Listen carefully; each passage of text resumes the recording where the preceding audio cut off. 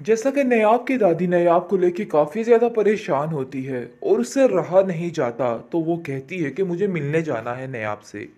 लेकिन जैसे ही वो बेचारे खुशी खुशी पहुंचते हैं और नयाब से मिल रहे होते हैं, जावियार आ जाता है फूलों का गुलदस्ता लिए हुए, क्योंकि वो बड़े ही खुश मूड में होता है। लेकिन जी देख के अपने ससुरालियों को उसका मुंह बहुत गुस्से से लाल पीला हो जाता है और वो कहता है कि आखिर ये लोग यहाँ क्या कर रहे हैं। मैंने तुम्हें मना तो किया था कि ये लोग यहाँ पे नहीं आएंगे, लेकिन नायाब तुम्हें समझ क्यों नहीं आती है? तुम क्यों इन बातों को नहीं समझती हो? मेरी हर बात को तुमने फजूल क्यों बनाया हुआ है? यानी कि बुरे तरीके से बदतमीज इंसान उसको बनाया गया है और बताया गया है कि वाकई में जाविया बहुत ही बदतमीज तरीन इंसान है। क्योंकि अब देखेंगे कि जिस तरीके से वो उनसे बात करता है, नयाब बेचारी शर्मिंदा हो जाती है और कहती है ये मौका नहीं है ये बातें करने का, थोड़ा सब्र कीजिए। ये बात दादी को भी बुरी लग जाती है और दादी कहती है कि आखिर आप किस किस्म की बातें कर रहे हैं, मुझे तो समझ नहीं आ रही। मुझे नयाब सच सच बताओ कि आखिर क्या चल रहा है, ये मामला है क्या? क्यों तुम लोग मुझे सही बात नहीं बता रहे हो? आखिर असल माजरा क्या है? क्यों मुझसे छुपाई जा रही है हर बात? जिस पर वो कहती है दादी अब क्यों टेंशन ले रही हैं, ऐसा कुछ भी नहीं है, सब कुछ ठीक हो जाएगा। लेकिन वो कहती है कि निखार और सावियार ये सारे मिलके तुमसे इतनी बदतमीजी करते हैं और ऐसी ऐसी बात कर जाते हैं, लेकिन तुम होके मुझे बताती ही नहीं। देखो ऐसा मत करो, अपने हक में बोलने की कोशिश करो। ऐसे रहोगी तो ये लोग तुम्हें निचोड़ खाएंगे। अरे समझ जाओ मेरी बात को। जिस पर वो कहती है आप फिक्र मत करें, आप मेरे साथ हैं ना, सब कुछ ठीक हो जाएगा। मुझे बिल्कुल महसूस नहीं होता आपके साथ होने से बहुत ज़्यादा फ़र्क पड़ता है। ज़ावियार भी आहिस्ता आहिस्ता ठीक हो जाएंगे, क्योंकि जब उनको पता चलेगा मेरा कि मैं क्या हूँ, तो वो कभी भी इस चीज़ को नहीं भूलेंगे। इसलिए आप फिक्र मत किया करें मेरे बारे में। देगी, लेकिन नहीं, इन लोगों ने ठेका उठा रखा है तुम्हें जलील करवाने का। तुम्हें तो समझ ही नहीं आ रही। अरे तुम नादान मासूम, तुम्हें क्या खबर कि ये लोग तुम्हारे साथ क्या क्या करना चाह रहे हैं। लेकिन मैं बड़े अच्छे तरीके से जान चुकी हूँ कि ये लोग क्या चाहते हैं, लेकिन इनकी मैं किसी चाल में इनको कामयाब नहीं होने दूंगी। नायाब तुम अकेली नहीं हो। जावियार कहता है अरे भाई कैसी बातें कर रही हैं आप, ऐसी कोई बात नहीं, पता नहीं क्यों नायाब आपको मेरे खिलाफ भड़का रही है और दिन ब दिन ऐसी ऐसी बातें निकाल रही है कि जिसका वजूद ही नहीं है। जिस पर वो कहती है कि देखो नायाब ने कुछ भी नहीं किया और ना ही उसने कुछ कहा है। इन बातों को लेके बिला वजह क्यों परेशान हो रहे हो? क्यों अपना जी जलाते रहते हो? दिल ही दिल में उसके बारे में इस तरह की बातें सोचते रहते हो। देखो ये बदगुमानियां नहीं अच्छी होती हैं, ये जब दिल में पड़ जाती हैं तो बेड़ा गर्क हो जाता है हर चीज़ का। जिस पर जावियार कहता है मैं आपकी बात को बड़े अच्छे तरीके से समझ रहा हूँ, लेकिन अब मैं आपको नहीं जानती। मुझे ऐसा लगता है या तो वो एक्स्ट्रा क्लेवर है या फिर बहुत ज़्यादा मासूम। आगे से उसकी दादी कहती है बेटा वो एक्स्ट्रा मासूम है, एक्स्ट्रा क्लेवर नहीं। तुम्हें समझ क्यों नहीं आ रही?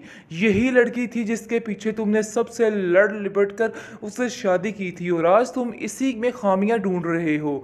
अरे उस तानिया की बातों में आके तुमने बहुत बहुत गलत कर दिया।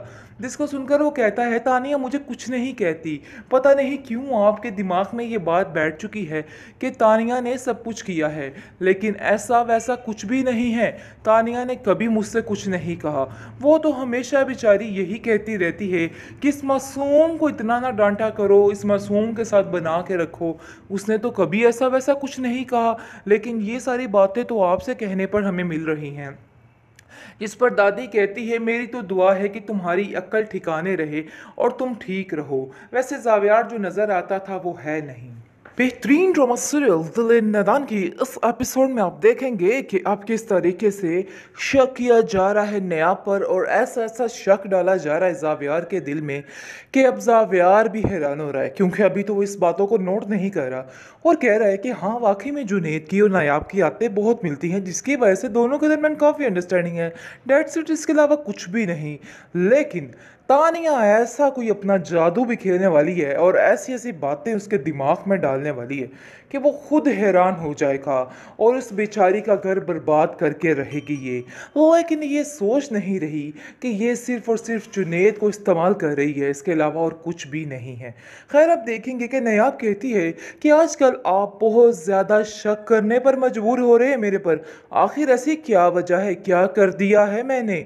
मुझे तो समझ ही नहीं आ रहा कि मैं अच्छे अच्छी बनूं फिर भी बुरी, बुरी बनूं फिर भी बुरी। तो आखिर मसला क्या है आप लोगों के साथ? आपके घर वाले मुझे क्यों एक्सेप्ट नहीं कर रहे? लेकिन दादी को जब ये बातें पता चलती हैं कि उस पर इल्ज़ाम लगाया जा रहा है, तरह तरह की बातें की जा रही है, तो वह जावियार को साफ साफ कह देती है कि देखो जावियार, मैं हर चीज़ को बर्दाश्त करूंगी, लेकिन मेरी बेटी नायाब पर अगर तुम लोगों ने इल्ज़ामात लगाए, इस चीज़ की माफ़ी मैं आप लोगों को नहीं दूंगी। बस ये बात तो तय है और ये बात तो अटल है, अपने दिमागों को दुरुस्त कर लो, क्योंकि अब मैं आप लोगों को नहीं छोड़ने वाली। जिस पर आप देखेंगे कि नायाब कहती है कि दादी आप क्यों उलझती हैं मेरी वजह से, क्यों परेशान होती हैं? सब कुछ ठीक हो जाएगा, मैं इन सब लोगों को हैंडल कर लूँगी। मुझे एक बहुत बड़ा हुनर आता है, वो है सब्र का। जिस पर वो कहती है कि तुम्हें नहीं पता नायाब, एक दफ़ा यानी कि ये सब्र जो है वो भी टूट जाता है अगर ऐसे लोगों में आपका रहना हो जाए। तुम नहीं जानती निगार को कि ये औरत क्या चीज़ है। मुझे तो ये था कि ये तुम्हें अपनी ज़िंदगी में जीने देगी, लेकिन नहीं, इन लोगों ने ठेका उठा रखा है तुम्हें जलील करवाने का। तुम्हें तो समझ ही नहीं आ रही। अरे तुम नादान मासूम, तुम्हें क्या खबर कि ये लोग तुम्हारे साथ क्या क्या करना चाह रहे हैं। लेकिन मैं बड़े अच्छे तरीके से जान चुकी हूँ कि ये लोग क्या चाहते हैं, लेकिन इनकी मैं किसी चाल में इनको कामयाब नहीं होने दूंगी। नायाब तुम अकेली नहीं हो। जावियार कहता है अरे भाई कैसी बातें कर रही हैं आप, ऐसी कोई बात नहीं, पता नहीं क्यों नायाब आपको मेरे खिलाफ भड़का रही है और दिन ब दिन ऐसी ऐसी बातें निकाल रही है कि जिसका वजूद ही नहीं है। जिस पर वो कहती है कि देखो नायाब ने कुछ भी नहीं किया और ना ही उसने कुछ कहा है। इन बातों को लेके बिला वजह क्यों परेशान हो रहे हो, क्यों अपना जी जलाते रहते हो, दिल ही दिल में उसके बारे में इस तरह की बातें सोचते रहते हो।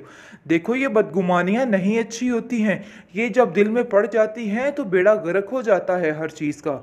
जिस पर जावियार कहता है मैं आपकी बात को बड़े अच्छे तरीके से समझ रहा हूँ, लेकिन अब मैं आपको नहीं जानती, मुझे ऐसा लगता है या तो वो एक्स्ट्रा क्लेवर है या फिर बहुत ज़्यादा मासूम।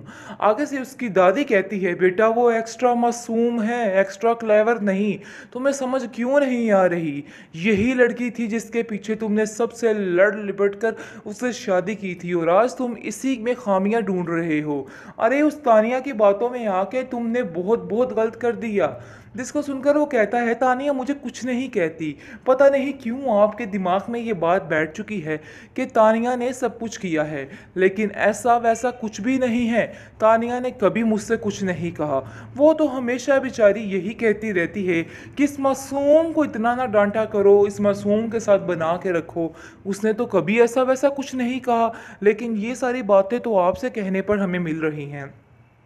जिस पर दादी कहती है मेरी तो दुआ है कि तुम्हारी अक्ल ठिकाने रहे और तुम ठीक रहो।